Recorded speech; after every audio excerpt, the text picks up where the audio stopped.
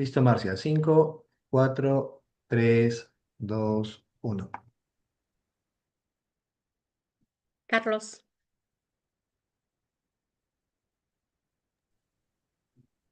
Buenas tardes, la bienvenida a todos los padres de familia que están presentes en esta conferencia brindada por los colegios parroquiales. Bueno, el día de hoy tenemos nuestra invitada, la doctora Patricia Raceto, y pues están también los directivos y bueno, los padres de familia y docentes de todas las instituciones de los colegios parroquiales.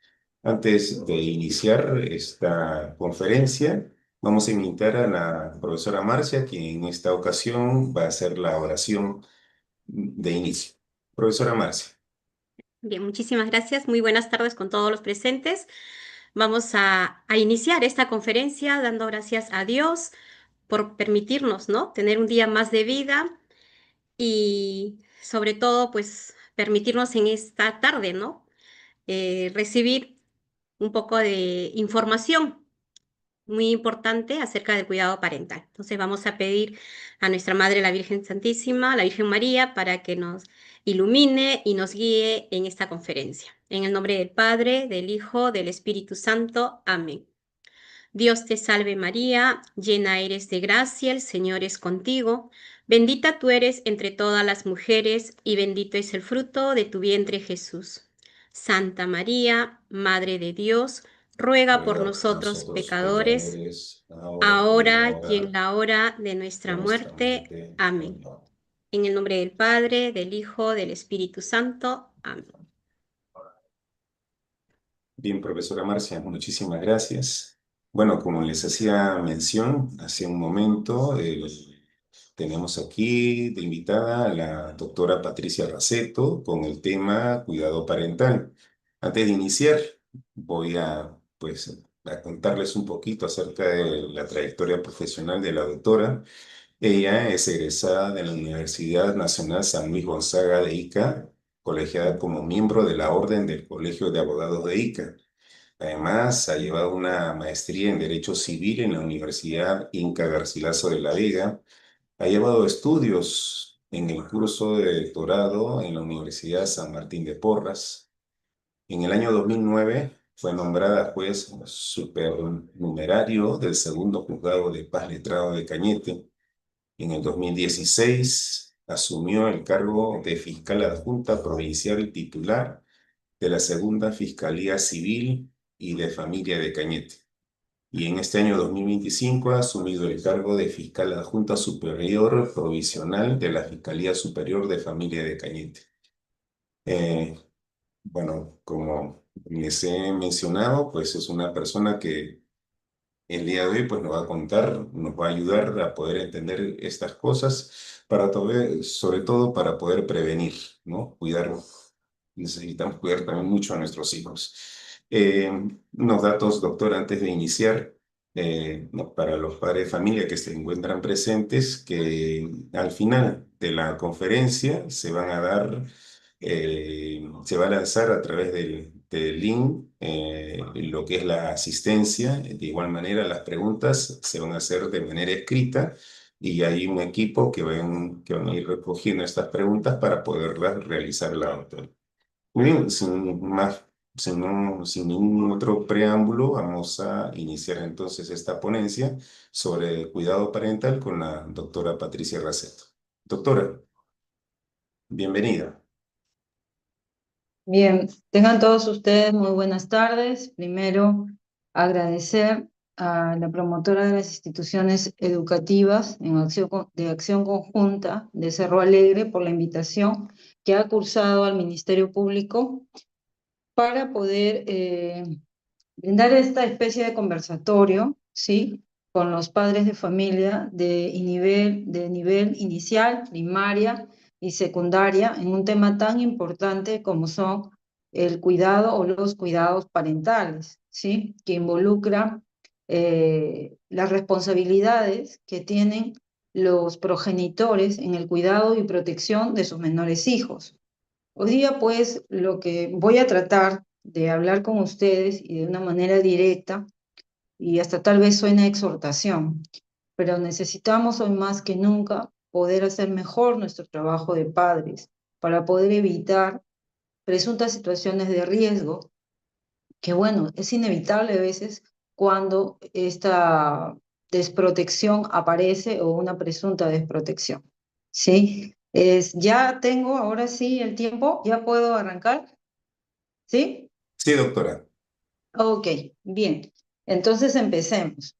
Les decía que este es un tema muy importante. Hace muchos años atrás, y digo, no hace mucho, en verdad, no es que hace mucho, sino hace pocos años, porque antes de la adopción del Código del Niño y del Adolescente, que estamos hablando del año 97, estamos hablando que nuestros niños no eran vistos de una manera integral como sujetos de derechos, sino más que todo los veíamos como niños, niñas y adolescentes sobre los cuales había que actuar de cualquier forma para no permitir que ellos equivocaran el camino o como también para poderlos proteger, porque yo soy su mamá, yo soy su papá y yo sé lo que es mejor para él o para ella. Aunque esto implique una corrección inadecuada, ¿no? Que incluía la violencia, aunque esto implique pues que yo no esté todo el día en casa, pero yo soy un papá o una mamá que es proveedor o proveedora de lo material. No va a faltar la comida, la vestimenta, lo voy a mandar a la escuela, lo voy a mandar a la escuela. Entonces, soy un proveedor o proveedora de lo material. Tiempo no me alcanza y llego cansado o cansada y la parte, vamos a decir, espiritual, no la cubro, o la parte moral, no la cubro. Entonces, no la cubro, pero cubro lo material.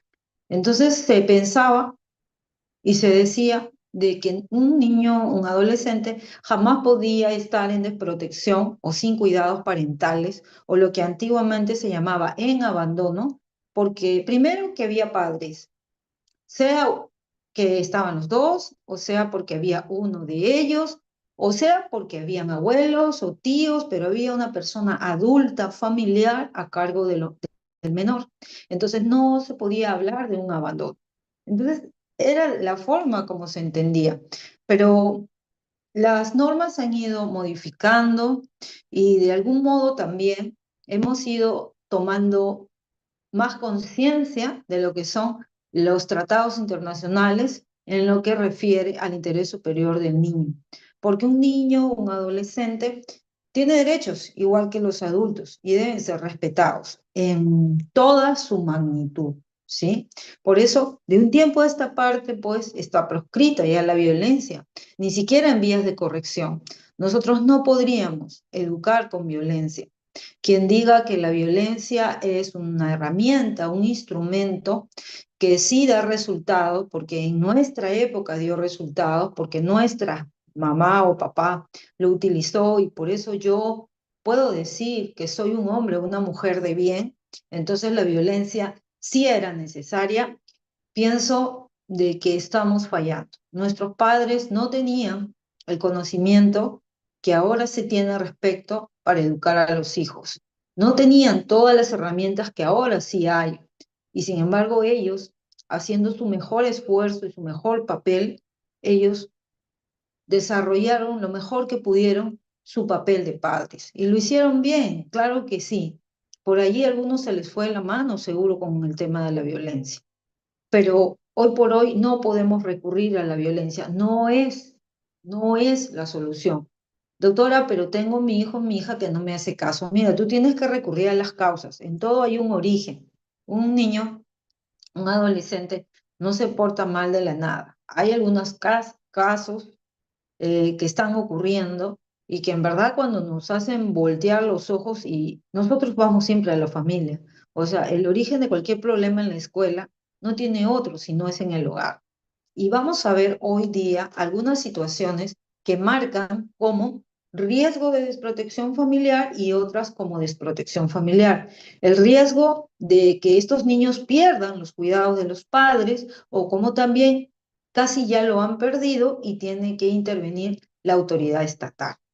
Vamos a hablar de esto de una manera muy detallada para poder entender también y poder pedirle también a los docentes que hoy nos acompañan en la charla, de que también existen normas, ¿sí? Que hay protocolos que ha dictado el Ministerio de Educación y que también de alguna manera los vincula para poder comunicar a las autoridades respecto a cualquier situación, sea de riesgo o de protección familiar, violencia que tenga que ver con el desarrollo o perturbe el desarrollo integral de esta niña, de este niño o adolescente. Ahora, nosotros tenemos una ley, para empezar. Es el decreto legislativo 1297. El decreto legislativo 1297 fue dado en diciembre del año 2017. Por este decreto legislativo prácticamente se cambió toda la visión que se tenía en cuanto a niños y adolescentes en estado de abandono. Antes era muy usual utilizar la palabra este menor está en abandono. Pero ojo, que el abandono no quiere decir pobreza.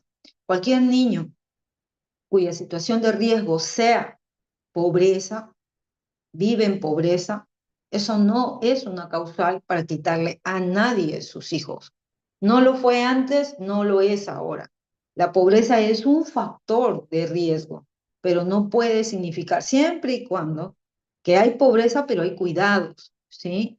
Si hay cuidados, a pesar de haber pobreza, entonces no estaríamos hablando de descuidos parentales. Estamos hablando que hay una situación que están enfrentando miles de familias en nuestro país por falta de trabajo, por falta de recursos. Entonces, esto también trae consigo de que sus hijos, también cuando van a la escuela, también, vamos a decir, se proyecta en ellos la falta de recursos porque no llevan de repente una lonchera escolar, porque tal vez no llevan la ropa de estación, porque tal vez no llevan los trabajos que se les ha pedido que hagan o que traigan materiales para hacer trabajos o otras actividades escolares en las cuales ellos tampoco participan por falta de recursos.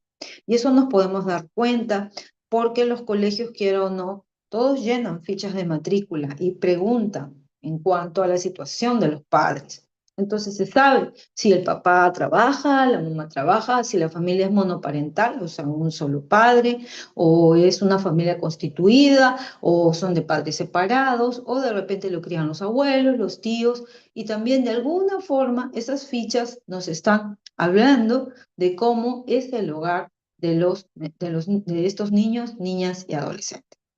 A ver, esta nueva ley también se reglamentó a través de un decreto supremo que fue dado en febrero del año 2018. Cuando una ley se da para que se ponga en vigencia, hay que reglamentarla. El reglamento viene a ser como la forma, ¿no?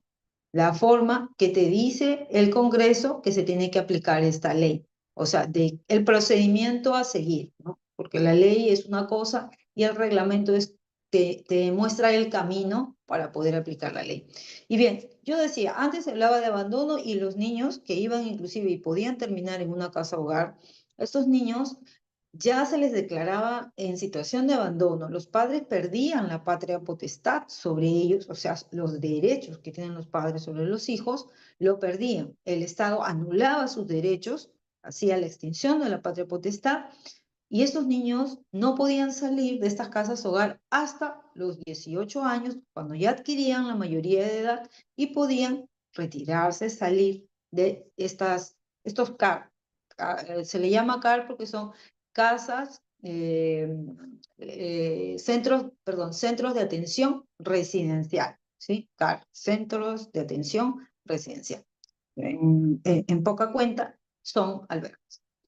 Ahora, ¿qué dice esta nueva ley? Esta ley, dada en noviembre del año 2017 y reglamentada en febrero de 2018, nos dice que no se debe buscar institucionalizar a los niños por falta de cuidados parentales, porque los padres han fallado en su cuidado. No debemos buscar institucionalizarlos, ponerlos en una casa hogar. No, ese no es el fin. Al contrario, el fin debe ser trabajar con la familia para que los factores de riesgo disminuyan o se anulen y crezcan o aumenten los factores de protección a favor de este niño, de este adolescente. Entonces la ley no busca institucionalizar, no busca retirar, sacar del entorno familiar a este menor, sino más bien fortalecer la familia. Esto es lo que busca esta nueva ley. Y a esto es lo que yo me voy a abocar en adelante para poder entender esto. Esta ley, por ejemplo, nos habla de dos situaciones. Cuando se habla de una situación de riesgo, de desprotección familiar, y cuando es ya desprotección. Cuando hablamos de riesgo, estamos hablando que hay factores de riesgo, ciertas situaciones que ponen no en grave riesgo, pero sí de algún modo alguna situación o circunstancia que puede poner en riesgo, dice, y no grave, el desarrollo integral de un niño, una niña, un adolescente. Ahora, ¿esto cómo se mide? ¿Qué situaciones son? ¿Qué circunstancias? Por ejemplo, la primera, la violencia. La violencia física o psicológica en agravio de este menor, pero siempre y cuando no constituya una situación grave. Pero esto, ¿cómo saber, doctora, si es grave o no? Bueno, les comento que existe una tabla que las autoridades tienen que aplicar, es una tabla de valoración de riesgo que contiene un sinnúmero de preguntas, tiene indicadores, entonces las autoridades cuando lo llenan, escuchando y sacando información, tanto del menor como de su familia, entonces se puede determinar si es que está en riesgo o está en desprotección familiar. Entonces, desde ya vamos diciendo que una circunstancia de riesgo, ¿sí? De riesgo de perder los cuidados parentales, o sea, alejarlos de la familia, es la violencia física y psicológica no grave. Una segunda es la deserción escolar. Y en esto quiero hacer hincapié. La deserción escolar significa cuando este menor de edad ya no va a la escuela, pero no es que deja de ir a la escuela de golpe. Lo que nos hemos dado cuenta es que empiezan a faltar y hay faltas injustificadas. Y a veces faltan y se pierden un bimestre y de repente vuelven y dice la mamá, es que estuve de viaje, es que mi esposo estuvo enfermo, es que mi hijo estuvo enfermo. Se dicen muchas cosas, pero no se justifican. Entonces no podemos esperar eternamente que este niño, este adolescente vuelva a la escuela. Cuando ya hay faltas injustificadas, tenemos que avisar a la autoridad, llámese la DEMUNA. La DEMUNA es la encargada de ver estas situaciones de riesgo, de desprotección familiar, para que intervenga con su equipo multidisciplinario y elabore un plan de trabajo a favor del niño y de su familia, para que ese niño no pierda de ir a la escuela y no se afecte en su derecho a la educación. Entonces, la deserción escolar, el ausentismo esporádico o el abandono escolar sin razones justificadas, así lo dice la ley, artículo 3 del reglamento decreto legislativo 1297, dice que es una circunstancia de situación de riesgo, ¿sí? Entonces, cuando nosotros capacitamos a los docentes, siempre les decimos esto: profesor, profesora, usted no puede esperar que el alumno o la alumna falte tanto para recién. Llamamos a la mamá, llamamos al papá, no vienen, y si vienen nos mienten o nos cuentan, como dicen, nos dicen un tango, ¿no? Nos pasean. Y ya, pues, para que no pierda de estudiar, le aceptamos, los evaluamos de la mejor manera porque apostamos por el adolescente. Yo no digo que esté mal, si eso está permitido en el colegio, adelante, todo lo que sea para el bien y bienestar del menor, no estoy en contra de ello, pero por otro lado me queda la duda de qué pasó con ese niño cuando no vino a la escuela, dónde estaba, qué estaba haciendo y por qué nunca se justificó sus inasistencias. Eso está mal. Entonces, eso sí, las autoridades sí nos interesa saber. Llámese la DEMUNA o la Fiscalía de Familia para poder actuar en favor de este menor y sus derechos. Tercera situación de riesgo: la incapacidad o imposibilidad de controlar las situaciones conductuales de la niña, el niño o el adolescente, que lo puedan conllevar a una situación de desprotección familiar, que es más grave. La desprotección, ya habíamos dicho, es cuando lo retiras de su familia. O hay un peligro inminente también que ese menor, por la conducta negativa que tiene, se pueda hacer daño o pueda hacer daño a terceras personas. Miren, en la práctica, cuando vamos a los colegios, encontramos algunas preocupaciones de los docentes donde nos dicen, doctora, yo tengo alumnos inclusivos, ¿ya? Me hablan de alumnos inclusivos. Inclusivos porque ellos pues tienen problemas conductuales, otros tienen problemas mentales. Entonces, hoy por hoy, la ley de educación no discrimina a ningún alumno, no es que tenga que ir a un colegio especial, sino que les ha puesto el reto a los docentes que tienen que recibir a los alumnos, así sean inclusivos, porque la educación es inclusiva. Yo no estoy en contra de esto, pero si en verdad se dotara de todo lo que se requiere, tanto los docentes, las aulas, personal de cuidado y todo lo que se requiera, materiales y todo lo que se requiera para poder atender a estos alumnos inclusivos, entonces yo pienso que vamos bien. Pero en los colegios que voy, los estatales, ellos se quejan mucho de esto y me dicen, doctora, los alumnos inclusivos uno no los discrimina, pero tenemos el problema que hay que cuidarlos, hay que estar detrás. Eh, ellos por la conducta, y acá está hablando de alumnos que tienen problemas de conducta, hay una incapacidad, imposibilidad de que ellos controlen su propia conducta. Hay niños agresivos a veces, y hay padres que a pesar que han sido avisados por los psicólogos, hay algunos colegios que tienen psicólogo y otros no, pero el docente con buen tino le ha dicho, ¿por qué no me trae un informe de un psicólogo? Porque su niño o su niña golpea, grita, se escapa del aula, no atiende, o es muy desafiante, ¿no? No, es muy desafiante, ¿no? No me hace caso, no hace caso a nadie. Entonces, o está quieto un rato y luego se va. O me inquieta a los demás niños. Por favor, me puede traer un informe del psicólogo. Los padres se niegan, no quieren, lo toman a mal, piensan de que le están discriminando a su hijo o hija porque usted me está diciendo que lo lleva al psicólogo. Mi hijo no es loco, mi hija no es loca. Entonces, usted está discriminando. No es así, padres. Pienso que hay que ser más responsables cuando nos están dando la queja de que nuestros hijos tienen mala conducta y inmediatamente acudir al profesional. ¿Por qué? Puede ocurrir dos cosas.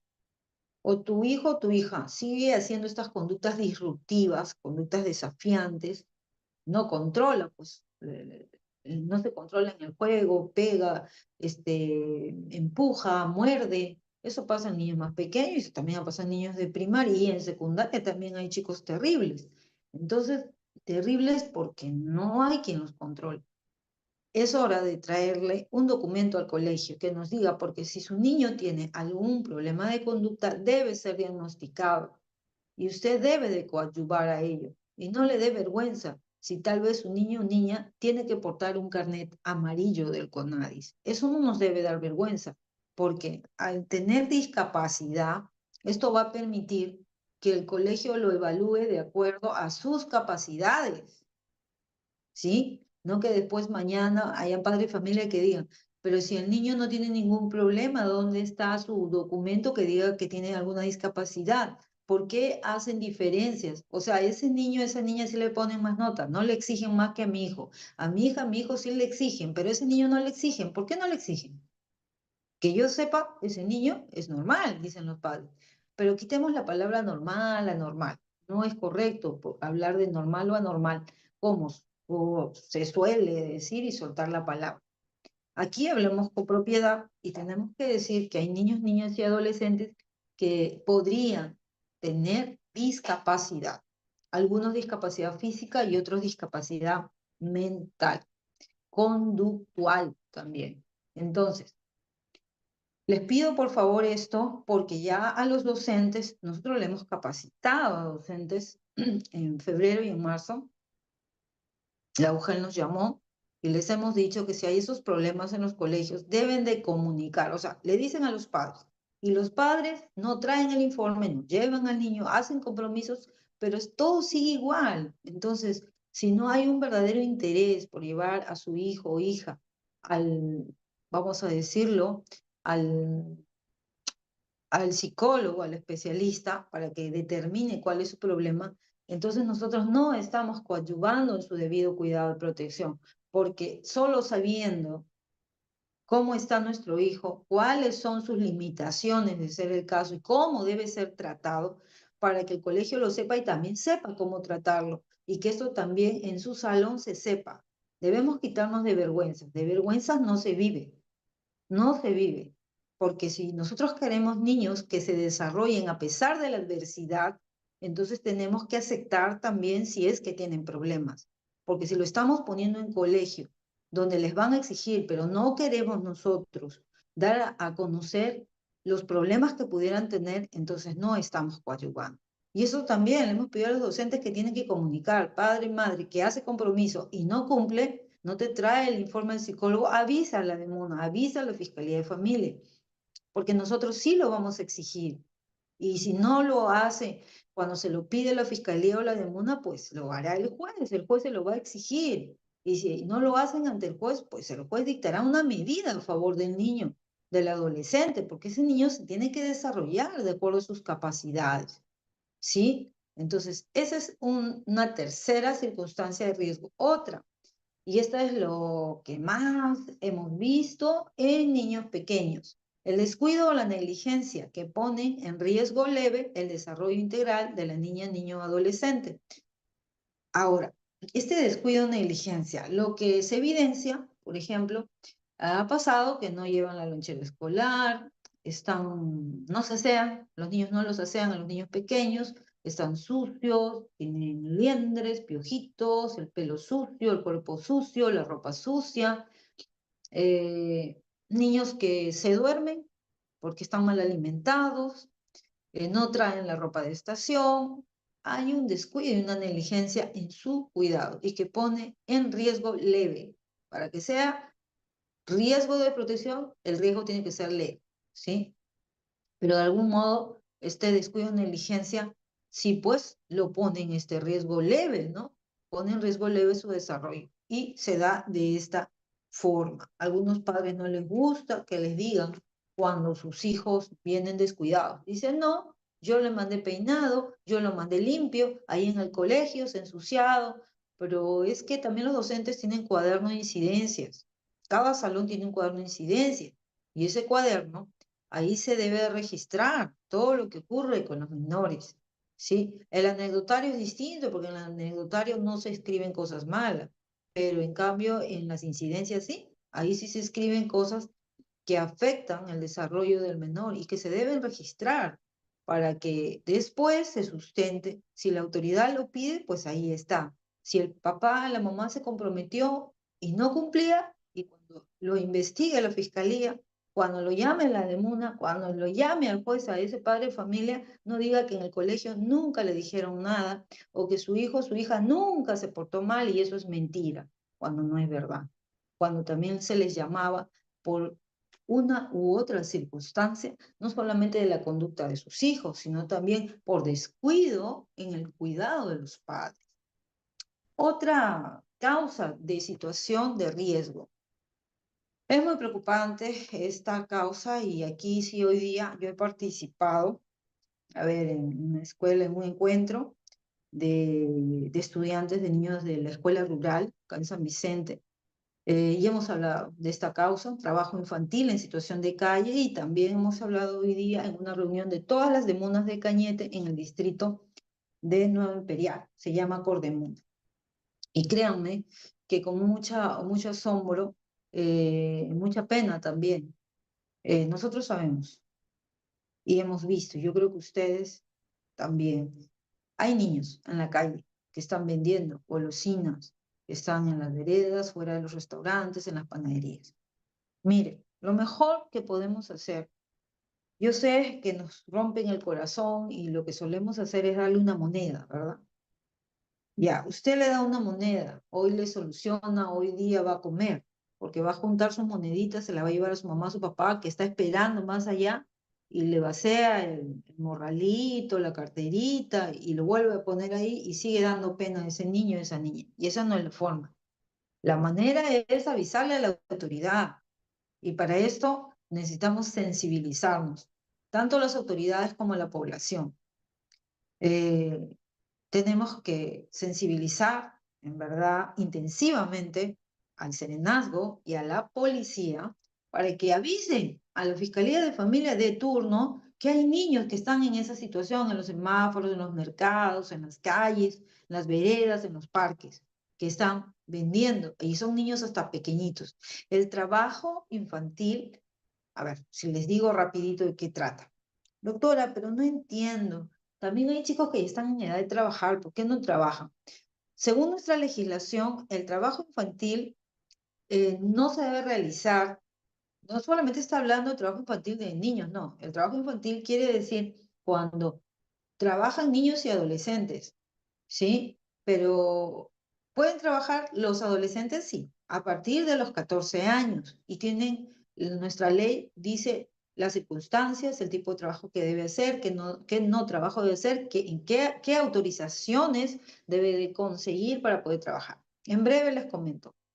Eh, los niños, así, sin excepción alguna, no pueden realizar ningún tipo de trabajo. ¿Ok? Los adolescentes a partir de los 14 años, solamente 4 horas, no labores arriesgadas, prohibidas, que atenten contra su vida, contra su salud, contra sus derechos a la educación, por ejemplo, a la educación, a la salud.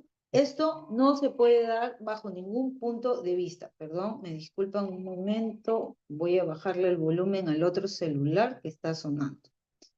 Entonces, ¿qué tenemos? Lo que tenemos es que no se puede bajo ningún punto de vista aceptar que haya niños pequeños que estén en la calle trabajando. Adolescentes, vemos adolescentes que están trabajando como cobradores de combi, manejando mototaxis, que hemos visto, trabajan en los mercados y no trabajan 4 horas, como dice la ley que es permitido, no, están trabajando 10, 12, 14, 16 horas. Eso quiere decir que no estudian. Y muchos dicen, no, yo sí estudio porque yo voy a colegio intensivo de fin de semana o yo voy en la noche. Pero nada, se matricularon y no estudian porque han priorizado el trabajo. Entonces, el primer derecho que se afecta es el derecho a la educación y con ello el derecho también a una vida saludable. Y este niño, este adolescente que empieza a trabajar, prácticamente es como, a ver, a su generación de él se está privando, ¿sí? Del conocimiento y del bienestar. Y luego la que sigue, cuando él se haga padre y él también, si no enseña a sus hijos y no prioriza el estudio, entonces para él o para ella le va a ser indiferente porque va a decir, si yo también trabajé desde muy joven, si tú ya no quieres estudiar, trabaja entonces. Por eso es que hay muchos padres que permiten que sus hijos dejen los estudios y es una pena. Eso no debería ocurrir. No debería ocurrir porque los niños y los adolescentes, su principal trabajo en esta sociedad, si lo queremos decir así, es estudiar. Y los padres tienen que coadyuvar a que sus hijos sigan estudiando. No deben permitir que sus hijos dejen los estudios. Y esto va para los de secundaria, porque en verdad hay muchos chicos de secundaria que desertan bajo el pretexto de que no entienden las clases, que el profesor es malo o que no sé qué tengo, no me entra. O sea, no soy bueno para los estudios. Todos tienen una habilidad para algo. Nadie puede decir en este mundo que no sabe hacer nada. Es mentira. Todos tenemos talento para algo. Lo que necesitamos es que los padres puedan ayudar a sus hijos a poder despertar esos talentos que tienen. Porque no es que todos nuestros hijos van a ser los profesionales que soñamos. También ellos tienen talentos y tal vez no van a querer ser profesionales, van a querer dedicarse a la música, al arte, al baile, no lo sé. Entonces, y ahora que estamos con el tema digital, también, o carreras cortas. Entonces, no debemos de minimizarlos porque ellos tal vez, los que ya están cerca para acabar el colegio, tal vez no estén pensando en carreras convencionales, medicina, derecho, ingeniería, enfermería, docencia, no, ellos no quieren esto, entonces no los tratemos mal por esto, al contrario, tenemos que reforzar este proyecto de vida, sino encaminarlos, apoyarlos, porque no están pidiendo algo malo, ¿sí? Otra situación de riesgo, de desprotección, también nos dice la ley que pueden ser otras circunstancias que sin revestir gravedad perjudican el desarrollo integral del niño o niña adolescente. Otras circunstancias, pues, imagínense, podría ser algún joven, un adolescente que pueda estar iniciándose en el consumo de drogas o alcohol, ¿sí? Teniendo una especie de mala conducta y exponiéndose él mismo o ella misma a riesgo, pero vamos a decir que están en inicio, no es una actividad desarrollada ampliamente. Ahora, ¿qué autoridad ve todas estas situaciones que hemos contemplado? Está a cargo de la DEMUNA del lugar de donde vive el menor, ¿sí? Se encarga, la DEMUNA es un ente administrativo, la Defensoría del Niño y del Adolescente, y ellos tienen pues su trámite administrativo, ¿no? Ellos tienen un equipo multidisciplinario, ellos van a abrir el procedimiento de riesgo de protección, van a visitar la casa del menor, van a llamar a declarar a sus padres o a sus responsables, van a pedirle que pase una evaluación psicológica tanto el menor como sus padres o responsables, van a pedir información al colegio, van a pedir información tal vez en hospital, así que por ahí sale una situación de salud del menor, etcétera. Van a copiar información de tal manera de que puedan determinar si el menor está en riesgo o en desprotección familiar. Si está en riesgo, ellos van a poner un plan de trabajo para poder superar estas situaciones de riesgo y empoderarse en factores de protección. Pero si esto no es posible trabajarlo ni con un plan, porque esto ya se agravó, entonces ya esto pasó a otra situación que se llama desprotección familiar. ¿Qué es la desprotección familiar? Dice que es cuando se producen circunstancias con la suficiente gravedad, ¿sí? Con la suficiente gravedad que hacen necesaria la intervención del juez de familia, ¿sí? Que este juez de familia tiene que intervenir porque se ha producido una grave afectación en la integridad física o mental del niño, niña o adolescente. Vamos a ver cuáles son esas causas. Por ejemplo, una de ellas puede ser el abandono del niño, niña o adolescente. El abandono se puede producir cuando faltan las personas que asumen su cuidado, ¿no? Los padres, los abuelos, los tíos, quienes lo han estado cuidando, los parientes. O sea, falta. Puede ser que estén de viaje por mucho tiempo, que hayan fallecido, ¿sí? O también puede ser que no se quieran hacer cargo del menor. Y hay casos que han ocurrido. Ah, ¿dónde está tu mamá? Está en Yauyos. ¿Y acá con quién vives? Con mi abuela. ¿Y tu papá? No lo conozco. O mi papá no se hace cargo de mí. Mi papá me pasa la pensión y nada más, pero no socializa conmigo, ¿no? Y la mamá no tiene allá en Yauyos su chacra, su ganado, su negocio, y me ha dicho que mejor me vaya a Yauyos. Y a mí no me gusta Yauyos, así que me quedo con mi abuela. Pero la abuela no es la mamá. Así que sí o sí, ese caso es de protección familiar, porque solamente los padres son los que tienen la patria potestad. Los padres, no son los abuelos, no son los tíos, no son los primos, no son los tíos. Entonces, ni tíos ni tías. Entonces, hacemos mal cuando hay menores que no viven con sus padres y cuya situación no es reportada a la autoridad. Debería reportarse, doctora, pero ¿qué tal si la abuela lo cuida bien? El niño está bien, estudia todo bien, pero la abuela debería recurrir a la autoridad, llámese DEMUNA o Fiscalía de Familia, para regularizar esa situación. Y un fiscal de familia pueda darle un acta de entrega de menor y pueda oficializar ese procedimiento de desprotección y pedirle al juez de familia una medida de protección donde el juez le reconozca que ella es la responsable, la abuela y no la mamá. Entonces la abuela también muy bien podría ejercitar demandas de alimentos en contra de los padres y a favor del menor, ¿sí? Pero así en una situación irregular, la abuela no podría ejercitar derechos a favor del menor.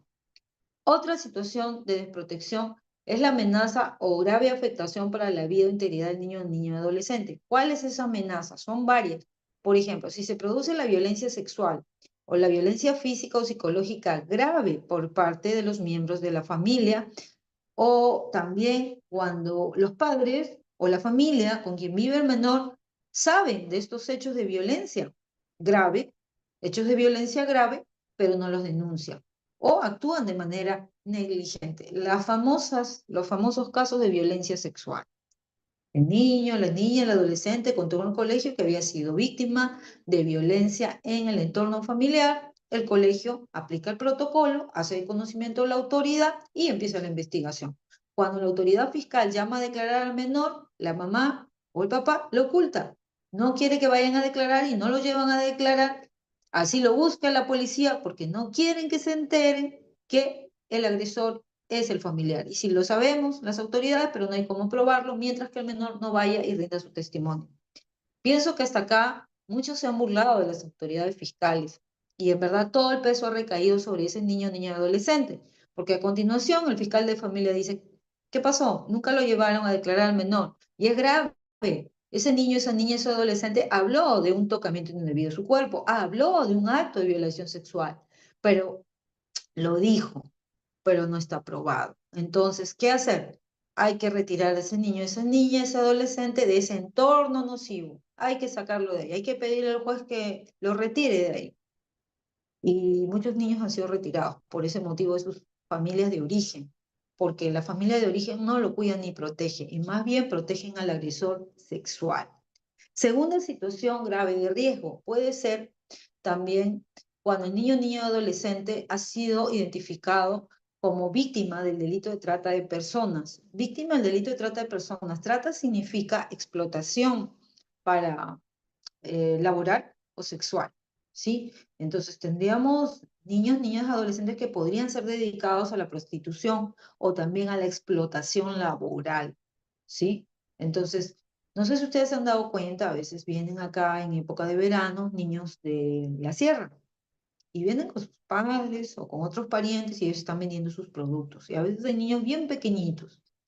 Nosotros muchas veces hemos hecho operativos, nos hemos llevado a estos niños, pero aparecen más, es como un clan familiar, parece que alquilan en un lugar y todos viven en ese cuarto y la consigna es vender todos sus productos, ¿no? Y estas familias hacen vida de calle, en la calle comen, en la calle, hacen todo y ya en la noche se reúnen. ¿Pero qué? Mientras tanto, a ese niño, a ese adolescente se le ha privado de su derecho, pues, de jugar, de esparcirse, si bien es cierto son las vacaciones, y cuando los hemos intervenido, los papás saben decir, pero es que tiene que trabajar, ya viene el colegio, ¿quién le va a comprar los cuadernos y todo lo demás? Entonces lo que nosotros hemos hecho es exhortarles, nos los hemos llevado, los hemos reportado a la UPE, Unidad de Protección Especial de sus lugares de origen, especialmente vienen de Huancavelica, y los hemos reportado porque ellos, o sea, ellos estudian allá, es verdad, sí van a la escuela y sí los conocen. Entonces lo que hemos pedido es que la autoridad de allá proceda para que los interne en una casa hogar porque los padres los están explotando. Sin perjuicio que los padres deben ser denunciados por el delito de explotación infantil, porque se están aprovechando del trabajo de estos niños, de estos adolescentes, por dinero y afectándole sus derechos. Hasta ahí como que no lo estamos tomando muy en cuenta, que es el delito de explotación, pero sí hay delito de explotación, aún de los propios padres. Y podría haber trata inclusive. Y la trata es un delito muy grave, la trata de personas. Ahora, una tercera situación grave puede ser cuando el niño, la niña o el adolescente consume de manera reiterada sustancias con potencial adictivo o también ejecuta otro tipo de conductas adictivas, ¿no? Y lo saben los padres, unos conscientes y otros simplemente lo toleran, ¿no? Lo toleran, bueno, ¿qué voy a hacer? Lo más le he dicho que no robe, que no salga embarazada, que no sea padre a temprana edad, que se cuide, pues, porque hay mucha gente mala en la calle y que no se pase de dosis, nada más, ¿no? Ya, pues, una pitada y qué más, pero que vaya a la escuela, que estudie, porque si no, no le voy a comprar su ropa, no le voy a dejar salir, o sea, pensándolo así, es como que estamos negociando la destrucción de nuestros hijos. Los padres no pueden negociar en esas cosas, jamás. Yo veo que muchos padres negocian con las reglas que ponen en la casa o deshacen sus propias reglas. Ponen reglas con castigos, pero las deshacen y nunca castigan. Y yo no estoy hablando de un castigo físico, yo estoy hablando de un castigo que reprima algo que a ellos les gusta, ¿sí? Para eso nadie nació, en verdad, con un manual bajo el brazo, cuando tuvieron a sus hijos, para que le diga cómo ser un buen o un buen padre, una buena madre. Definitivamente que no. Cada hijo es distinto, cada hijo tú lo tienes que conocer y tienes que dedicarle tiempo a ellos para poder conocerlos mejor, ¿sí? Y cuando no tenemos ese entrenamiento, tenemos que buscar al profesional, que es el psicólogo que nos va a ayudar pues, a contarle lo que está pasando. Miren, padres, ya es hora de dejarnos de penas y vergüenzas. Las penas y las vergüenzas las dejamos a un lado porque nuestros hijos están creciendo tan rápido que de los 3 años ya va a la escuela y a los 16 ya no los tenemos porque ya terminan, muchos se irán a la universidad, al instituto. Entonces, ¿qué va a pasar? Ya no los tenemos. A los 16, 17 ya no los tenemos. Entonces tenemos que educar bien y tenemos que cuidar y proteger, porque después ellos se van a cuidar solos, lamentablemente. Ahora, también esta situación de desprotección nos habla también del trabajo infantil, otra vez en situación de calle, pero esta vez sí, que afecta gravemente el desarrollo integral del niño, gravemente. O sea, no es un trabajo que se hace de cuando en cuando, no es que sale a vender, pero no es de noche, es en la tarde, después del colegio. Sí, es un niño de 8 años, vende canchita, pero ayuda, ahí está su mamá está más allá vendiendo, entonces no es grave. Pero esto grave es grave lo que sí vemos todos los días: niños solos, niños pequeñitos, niños bajo la lluvia, niños tirados en el suelo, niños pidiendo limosna. Esa es una situación muy grave y sí pinta por desprotección familiar. La inducción a la mendicidad. ¿Cuántos están induciendo a sus hijos a pedir limosna en la calle? Anda, estira la mano. Esa es una causa de protección. Si alguien está haciendo eso con un niño, con un adolescente, entonces debe ser denunciado, debería ser denunciado por las autoridades, pero la ciudadanía lo que puede hacer es comunicarlo a la autoridad, a la policía, a la fiscalía, para que actúe. No necesitan hacer una denuncia, solamente necesitan ir y hacer de conocimiento, o también a través de las líneas telefónicas o correos o WhatsApps que tiene la fiscalía para poder denunciar estos hechos. Más que denuncia, no se tome como que hoy van a tomar mi nombre, pero muy bien podrías decir: en tal lugar, ahorita hay tantos niños, yo he visto, están en esta situación, intervenga. Usted es el fiscal de familia, el fiscal debe intervenir. La policía debe intervenir. Si no interviene la fiscalía, perdón, la policía, el fiscal está en toda la obligación de hacerlo. Hay también quienes inducen a niños y adolescentes a la delincuencia, al trabajo forzoso, cualquier otra forma de explotación de similar naturaleza o gravedad. Entonces, esto también puede significar que el niño sea extraído del entorno familiar porque hay mucho riesgo en que se mantengan en este entorno. Y otras circunstancias que también pueden perjudicar gravemente el desarrollo integral del niño, niña o adolescente mientras permanezca en este entorno de convivencia familiar nocivo. ¿Sí? Nocivo. O estando en situación de riesgo ya, la DEMUNA ya ha determinado que hay riesgo, pero no mejora la situación. Como no mejora, o sea, los factores de protección no aumentan, al contrario, más bien los factores de riesgo son los que siguen incrementándose, entonces el caso ya no es riesgo, es de protección familiar. ¿Quién interviene aquí? El juez de familia. El fiscal interviene en la investigación, lleva su caso al juez de familia, le pide medidas de protección. Las medidas de protección pueden ser que el niño sea acogido por otro familiar con quien tenga apego, lo conozca, evidentemente, no puede ser un extraño, pero que tenga las condiciones morales y económicas para tenerlo. No estamos hablando de gente que tenga, oh, qué dinero, no. Morales, morales, porque tiene que haber buenos ejemplos, no personas denunciadas, ahí se presentan a querer, me lo llevo, no, con esas denuncias de Rosario, denuncias de violencia, de hurto, de robos, de chantajes, no, de usurpación de terrenos, Dios mío. ¿Qué ejemplo le va a dar ese niño de tenencia ilegal de armas, de tráfico, de drogas? No puede ser, definitivamente que no. Otro, puede ser que también se entregue a terceras personas siempre y cuando hayan tenido contacto con el niño y tengan solvencia moral y económica. Sí nos ha pasado. Hemos tenido casos muy raros, pero donde ha habido vecinas que se han tenido que quedar con, en ese caso, con una niña, porque la mamá estaba en otra ciudad y no protegía a la niña y protegía al agresor sexual. Bien. Y también lo último puede ser albergar al niño adolescente en una casa hogar. Les comento que acá en Cañete no hay casa hogar. Lamentablemente no hay casa hogar. La única casa hogar es Pequeños Hermanos.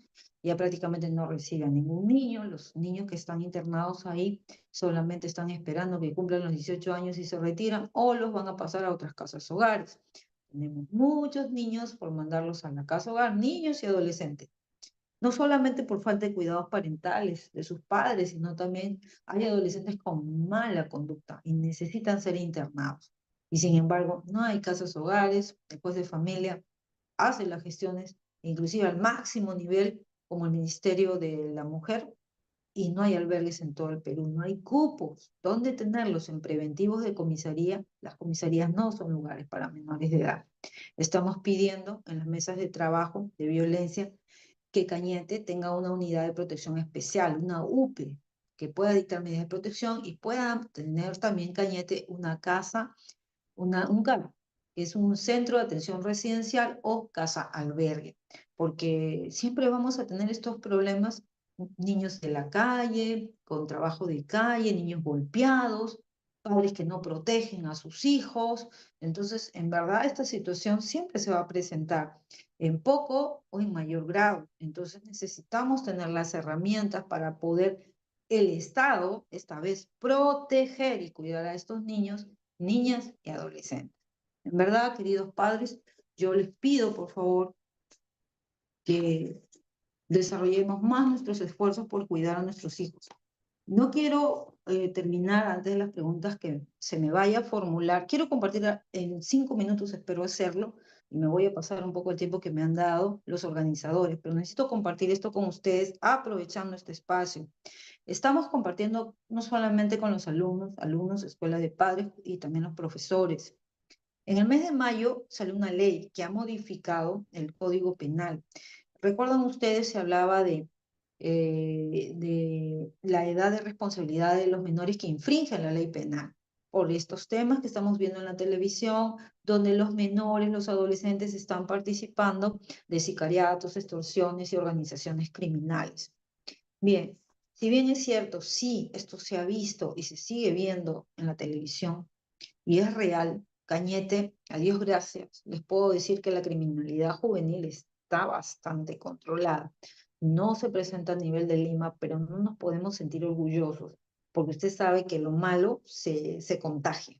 Si esto no se ataca y no se, también se advierte de las escuelas, desde la familia, de los riesgos y peligros que hay cuando se coquetea con lo malo, con lo delincuencial, entonces hay que informar. Por ejemplo, esta ley se dio el 10 de mayo del 2025 y es la ley número 32.330, ley que modifica el Código Penal y el Código de Responsabilidad Penal de Adolescentes, decreto legislativo 1348, que incorpora a los adolescentes de 16 y 17 años como sujetos imputables dentro del sistema penal. ¿Qué quiere decir esto? En pocas palabras, los menores de edad a partir de los 14 años, de acuerdo al Código del Niño y del Adolescente, a partir de los 14 años, sea hombre o mujer, ya se les puede imputar la comisión de una infracción a la ley penal tipificada como delito. O sea,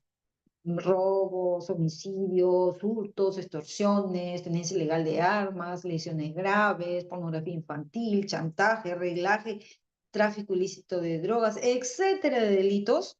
A partir de los 14 años ya se le puede imputar a un menor y a partir de los 14 años ya pueden ser privados de su libertad, porque pueden quedar retenidos en una comisaría hasta 48 horas para ser investigados. Y luego el fiscal decide si lo pasa al juez pidiéndole una medida coercitiva, como es un internamiento preventivo, cuando el hecho es grave y él está o ella está involucrado. Entonces le dice, señor juez, hasta que haya sentencia, yo pido mejor que vaya a un centro de atención residencial. Hombres a Ex Maranguita y mujeres a Santa Margarita.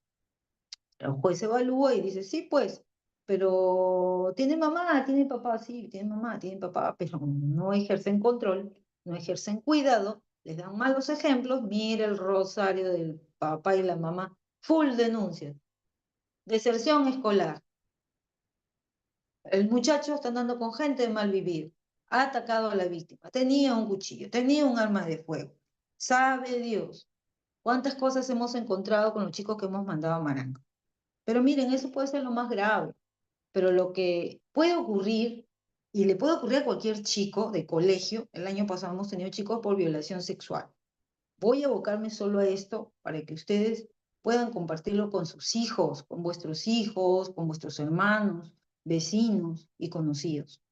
Esta ley no solamente habla de esos delitos graves de sicariato, extorsión, organización criminal, no, nos está hablando de delitos comunes como robo agravado, como lesiones graves, como violación sexual, como tenencia ilegal de armas, tráfico ilícito de drogas y etcétera de delitos. Acá hay un rosario de delitos. ¿Pero por qué hablo de estos delitos? Los hablo porque hemos tenido alumnos denunciados el año pasado por violación sexual. Una chica de 12 años, su papá denuncia que estaba desaparecida 2 días. Sale en las redes sociales, se busca, y no aparecía la niña. Cuando aparece, el procedimiento de personas desaparecidas es llevarlas a la comisaría, es llevar a la comisaría a este menor para que sea evaluado.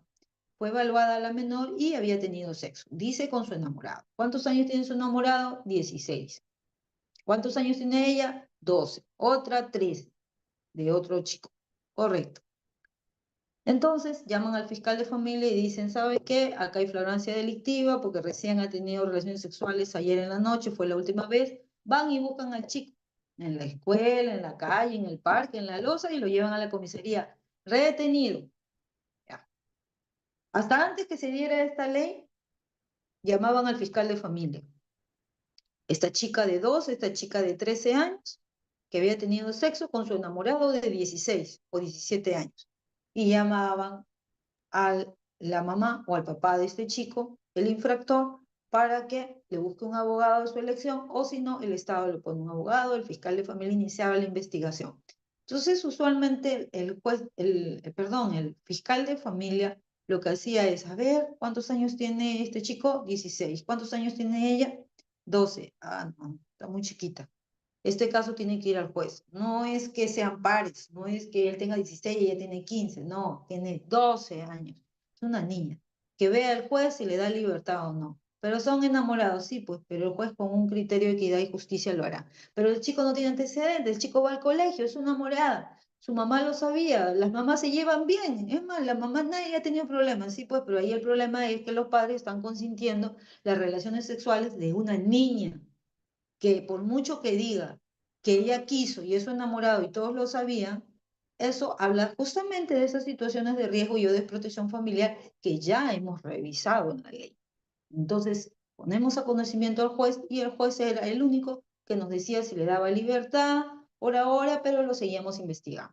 Pero con esta nueva ley, este mismo caso no va a tener las mismas consecuencias. ¿Por qué?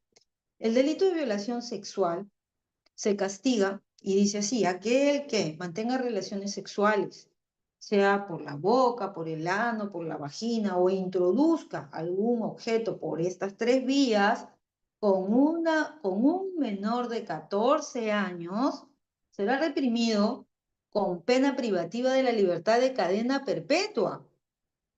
Entonces, imagínense, si esta ley que ha salido en mayo nos dice que ya los adolescentes de 16 y 17 ya son, para la ley son adultos y hay que aplicarle la pena de adultos, entonces eso significa que si esto ocurre, entonces ese menor va a ser sometido a un juicio penal de adultos y va a recibir una sanción penal de adultos. O sea, tú tienes 16, para la ley tú eres un adulto. ¿Qué delito se le imputa? Violación sexual. ¿Con quién tuvo relaciones sexuales? Con su enamorada de 12, de 13 años. Qué pena. La ley dice, aquel que mantenga relaciones sexuales con un menor de 14 será sancionado con pena privativa de la libertad de cadena perpetua. Entonces, ese fiscal penal que va a ver su caso, ojo, fiscal penal, no va a ser un fiscal de familia que va a ver, porque ya el que incurre en delito de violación sexual con 16 años, el fiscal de familia sale sobrando. Aquí entra a tallar un fiscal penal, aquí no va a rendir declaración al menor de 16 años con mamá ni con papá, solo con abogado. Y de ahí el fiscal penal puede pedir una medida coercitiva, que es la prisión preventiva, por 8, por 9 meses. Y de ahí viene un juicio oral. Y como el delito estaría probado, porque la niña ya declaró, hay un certificado médico, y a pesar que se diga de que es su enamorada y todo lo demás, pero se ha lesionado el bien jurídico tutelado. El bien jurídico tutelado, ¿cuál es? Es la indemnidad sexual de esa menor. Entonces, quiera o no, la sanción es cadena perpetua. Entonces, queridos padres, por favor, así como esto, también están las lesiones graves, está la pornografía infantil. El año pasado hemos encontrado chicos de colegio en posesión de material pornográfico, y no de adultos, sino de niños y adolescentes, y ellos lo tenían en sus celulares. Y la ley castiga hasta poseer, no que tú estés traficando. No que tú hayas hecho ese material. Estar en posesión de ese material, pornografía infantil, es un delito. Y el año pasado han habido estudiantes de colegio que han estado en posesión de pornografía infantil. Entonces, yo pienso que hay que tener más cuidado, hay que informarse más, ¿sí? De todos los peligros que hay en estos momentos con nuestros hijos adolescentes. Las jovencitas también no se libran, están entrando a los supermercados y están comiéndose por reto, se toman la gaseosa, abren, toman, dejan, abren los paquetes de galletas, comen, dejan. O creen que porque sacan cosas pequeñas, eso no es un hurto, ese es un hurto y es agravado. Porque ¿qué han hecho? Con el concurso de 2 o más personas, han roto los obstáculos, ¿sí? Y se están llevando los productos, las captan por las cámaras, las llevan al tópico, llaman a la policía, le hacen el registro y se las llevan a la comisaría. Y eso es hurto agravado. Van a llamar al fiscal penal. Ahora, el hurto no está aquí, dentro de esta nueva ley. A Dios gracias. Pero sí tendrían que ser, estos menores por hurto, sí tendrían que ser investigados por un fiscal de familia. Bueno, queridos padres, no me extiendo más porque ya es la hora de las preguntas. Y bueno, yo gustosa responderé a las que consideren hacer. Muchas gracias. Muchas gracias a usted, doctora Patricia. En realidad muy interesante y creo que nos pone a todos los padres de familia en alerta también para cuidar a nuestros hijos. Eh, pues sí, aquí hay algunas preguntas, no sin antes informar a los papás de que a través del canal de YouTube se estará enviando el link para la asistencia a esta conferencia. Bien, acá hay una pregunta, ¿no? ¿Cuáles son los principales errores o desafíos que enfrentan los padres hoy en día en el cuidado de sus hijos? Los desafíos. Mire, si usted es un papá, una mamá que sí cuida, o sea, usted hace su trabajo, usted hace su chamba, como dice, usted no solamente es un papá, una mamá proveedora de lo material, sino también se preocupa de la parte espiritual de su hijo o hija. Y eso tiene muchas aristas, o sea, es cuando tu hijo llega del colegio y antes que vaya al colegio tú sabes todo, sabes sus horarios, sabes quién son sus profesores, sabes quién son sus amigos, tú eres amigo o amiga de los demás padres de familia. Tú vas a las reuniones de padre de familia, tú estás al tanto de su desarrollo, entonces tú estás haciendo tu parte. Pero ustedes me dirán, doctora, pero a veces uno hace todo eso y nuestros hijos no Sí. corresponden. Ya, puede ser, pero cuando tu hijo no corresponde, tu hija no corresponde, es porque también tal vez tú te estás excediendo en darle muchas cosas. Para eso necesitas a un profesional que te ayude, porque tal vez en tu exceso de celo, de cuidado con tus hijos, tú no quieres que hagan nada. Por ejemplo, yo conozco papá, mamá, sobre todo las mamás con las hijas mujeres que dicen, no, yo nada más quiero que estudie. Yo, doctora, yo no quiero que lave, que cocine, que no haga nada, solamente que se dedique a estudiar. Y yo creo que ella me tiene que corresponder. Yo le digo, pero acá te estás equivocando en algo. Y sus deberes, o sea, nos estamos olvidando. Todos los chicos saben sus derechos, pero te lo recitan. Es más, saben que pueden ir a denunciar, saben todo. Pero ¿y sus deberes? Cuando tú, por ejemplo, A los chicos se les hace recordar, y el código de los niños lo dice, niños y adolescentes, que ellos tienen el deber. El deber. No se le paga para estudiar, no se les paga a los chicos para que saquen una buena nota. Si tú apruebas el semestre, entonces yo te llevo de viaje, yo te compro la laptop, yo te cambio el celular. O sea, usted le está prometiendo, no, es que doctora, si no hay incentivo, no lo va a hacer. Si así trabajas con tus hijos, ellos solamente están esperando el premio y cuando no hay premio simplemente no lo hacen. Y los deberes, hay que trabajar con el tema de los deberes. Y esto, desde, si todavía estás criando a los niños pequeñitos, aprovecha y hazlo desde ya, desde muy chiquitos. Pero si ya los tienes bien grandes y es bien difícil, yo te recomendaría que vayas a un profesional para que te ayude con ciertas estrategias porque tal vez tú mismo no ves los errores que estás cometiendo por exceso de celo. Te lo digo porque yo recuerdo, yo me gustaba mucho estudiar, leer, y a mi hermana le gustaba mucho el deporte y quería estar con las amigas. Entonces, mi mamá, ¿qué hizo? Yo tengo 48 años y mi hermana me lleva 3, mi hermana tiene 51. Entonces, mi mamá, ¿qué hacía? Yo metida en los libros, en mis lecturas, lo mío eran las bibliotecas. Y entonces para mi hermana ella estudiaba, pero mi hermana llegaba al tercer bimestre, ella sumaba todo y decía, ya está, ya pasé de año, el cuarto hasta me puedo jalar. Y yo le decía, ¿cómo vas a hacer eso? Le dices eso a mi mamá te mata, porque tú no vas a ir al colegio a jalarte el último semestre. No seas floja, estudia, haz tu esfuerzo. Entonces yo le hincaba a ella, pero mi hermana era un poco relajada en el cuarto bimestre. Uy, pero mi mamá, ya saben ustedes que nuestros padres tenían otros métodos para hacernos, como dice, entrar en razón, y no son válidos hoy por hoy. No, nos ganamos denuncias.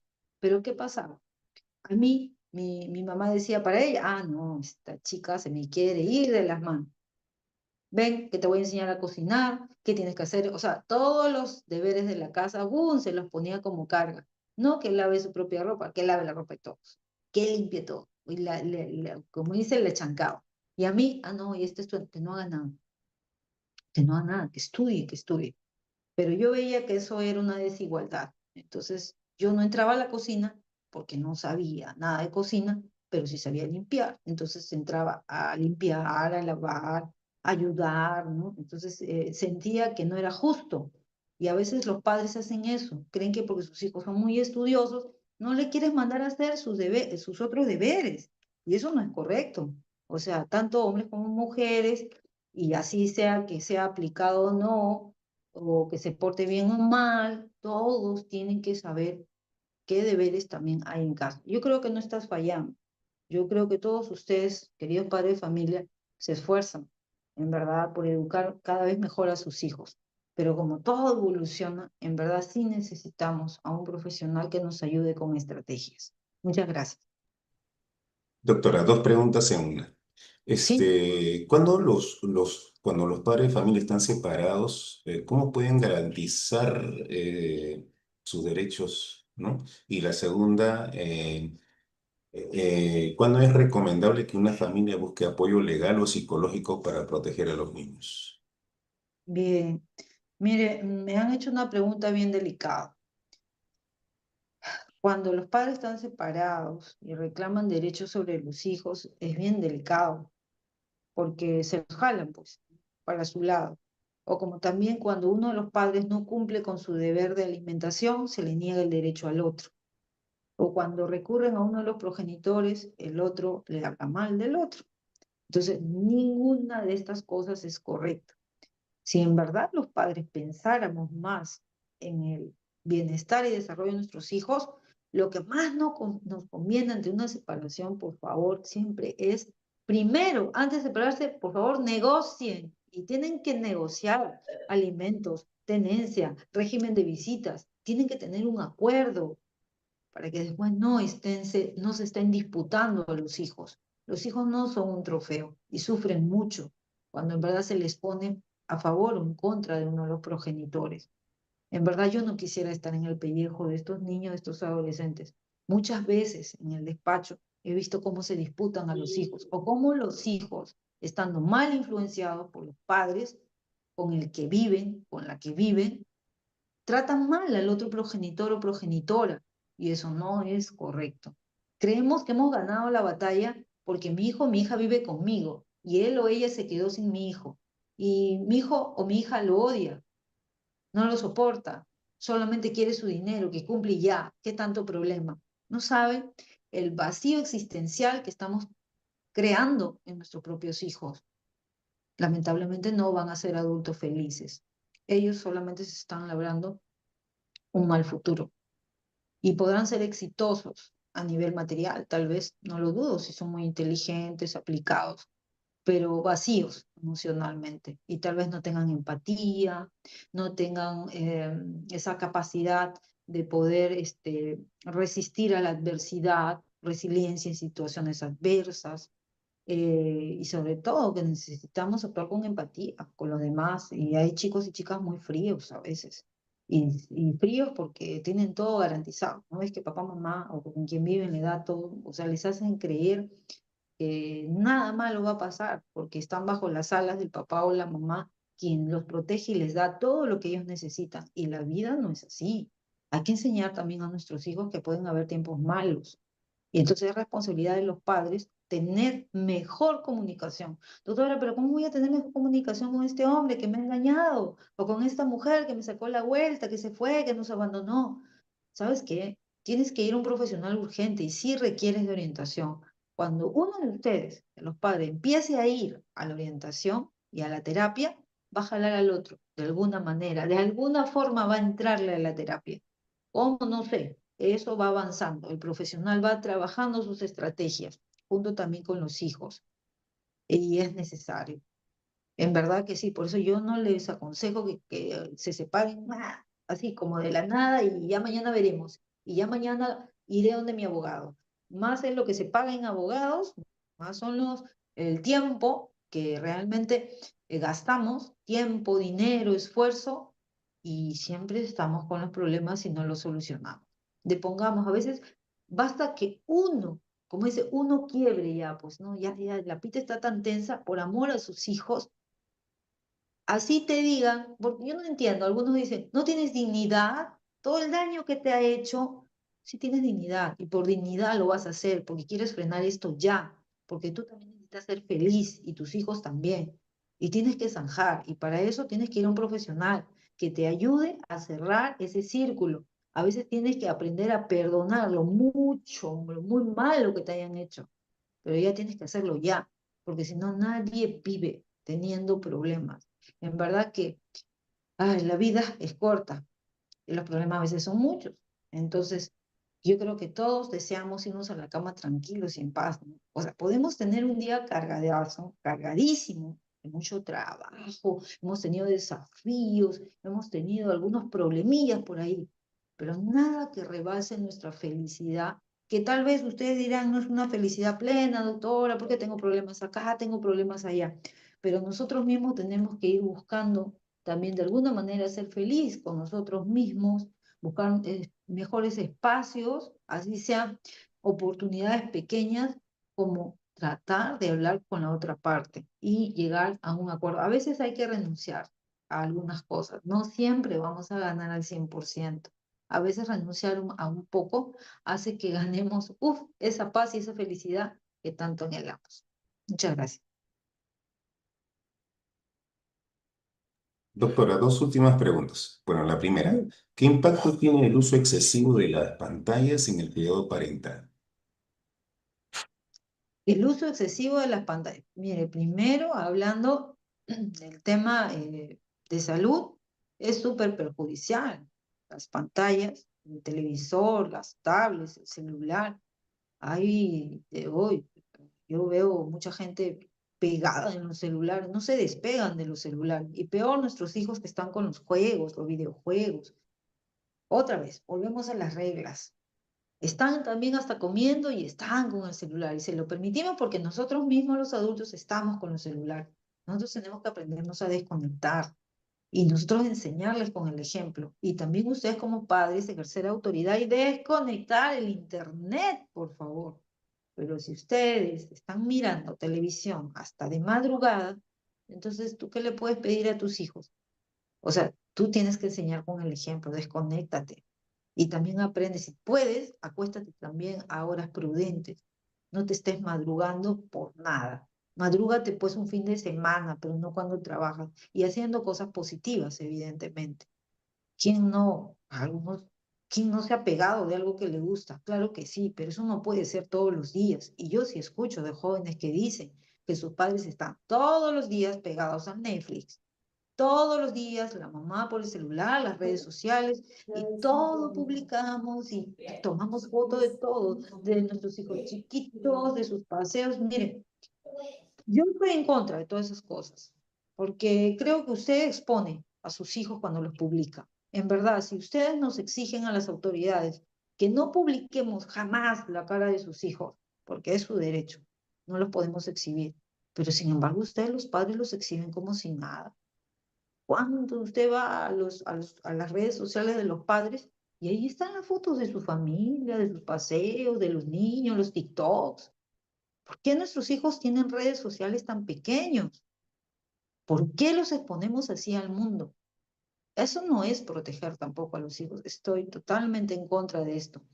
Y hay padres que sí les han dado celular a sus hijos de 12 y 13 años, pero me dicen, doctora, yo tengo un método, me dijo un papá en un colegio. Yo le dije bien clarita la regla a mi hija. Papá, que todas mis amiguitas tienen, solo tú eres un cavernícola, con respeto, dijo su papá. O me empiezas a respetar o no hablamos. Soy tu papá. Bajó el tono la niña y dice que le dijo, papá, yo quiero un celular, no seas malo, por favor. Entonces dice el papá que viendo que en verdad en el salón tenían, que por acá, que por allá, ¿no? Entonces dijo, bueno, lo que podemos hacer, lo que podemos hacer es, dice que le dijo, voy a, voy a, perdón, voy a poner un programa y no te molestes, porque este programa a mí me va a decir quién te llama, a quién aceptas en las redes, me va a decir todo. Si tú dices que no haces nada malo, entonces toma, está el celular.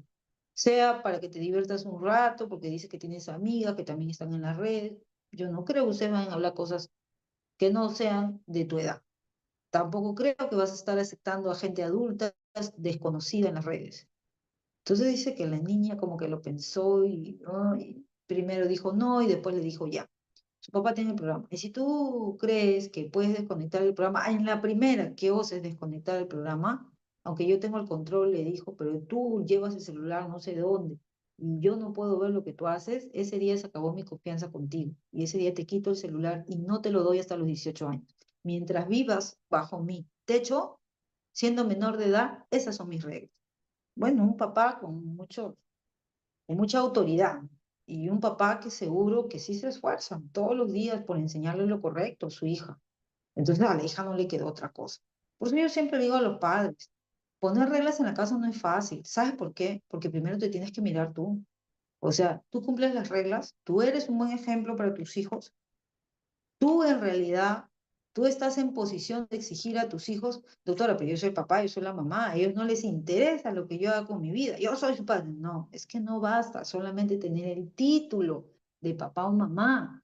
Tú tienes que ser ese papá, esa mamá que necesita a tu hijo, darles el ejemplo y tienes que también haber sacrificio por medio. Ya te he dicho, los años pasan muy rápido. Tu hijo, tu hija entró a los 3 años al colegio y se va a ir del colegio a los 16, se va a preparar 1 año, 2 años en la U y va a entrar a la U y ya antes de los 18 ya no lo vas a ver. Y después te va a decir, pero yo soy adulto, yo soy adulta, aunque dependa económicamente de ti. Algunos van a tener que empezar a respetar las decisiones de ellos porque ya son adultos, a pesar que tú los mantengas, porque ya tú no vas a ir con ellos a decidir cosas, porque donde ellos vayan van a decir, tú eres adulto, tú no necesitas mamá, papá para que decidas estas cosas. ¿Mm? Entonces, por eso es tan necesario que sí debes poner las reglas, pero antes de eso, ve pues tú, qué reglas tú también tienes y tú las cumples. Hay que mejorar, en verdad.